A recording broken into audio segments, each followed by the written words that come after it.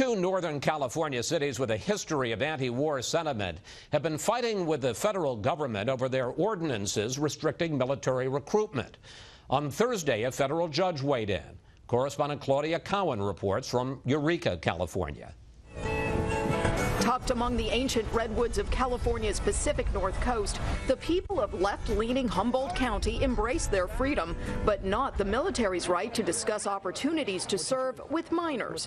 Arcata had a long record of opposing the Bush administration and the war in Iraq, so it was no surprise when, last November, voters here and in nearby Eureka passed the so-called Youth Protection Act to keep recruiters away from kids 17 and under.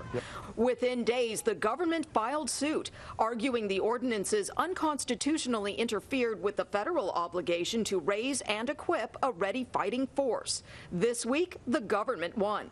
It doesn't mean the federal government is right. It means that for legal purposes, they may win a skirmish here and there. But if the issue is true and the issue is significant, the cities will have their ordinances enforced, because we think it's a legitimate concern of local government to protect the health and safety of their minors.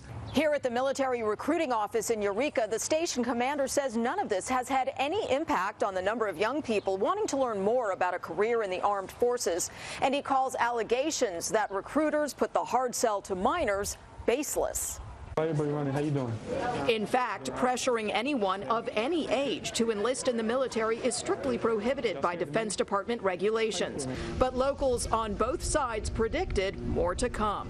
This is a cause of social justice for the far left, and they are going to continue marching toward it until they get their way of no military at all. We voted for it. It got knocked down, so we're going to keep trying. What remains to be seen is whether the local anti-military spirit will remain strong now that Barack Obama is commander-in-chief. In Eureka, California, Claudia Cowan, Fox News.